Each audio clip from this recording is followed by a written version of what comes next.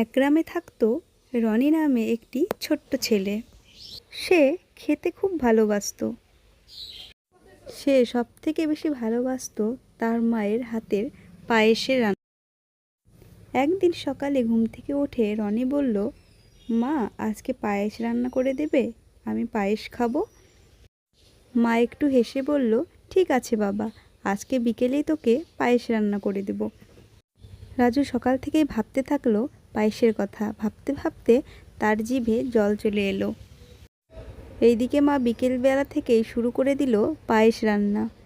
দুধ দিয়ে গোটা বাড়ি সুগন্ধ হয়ে গেল। রনি একটু পর পর উঁকি মেরে মাকে বলল, মা হয়নি তোমার রান্না? মা আবার মুচকি হেসে বলল, এই তো বাবা, আর একটু থাম, তারপরেই হয়ে যাবে। রাজুর তর আর সইল না। রাজু চুপি চুপি এসে ঢাকনা খুলে চামচ দিয়ে একটু পায়েস মুখে দিতেই পায়েসের গরমে উফ বলে লাফিয়ে উঠল আর চিৎকার করে কাঁদতে শুরু করলো।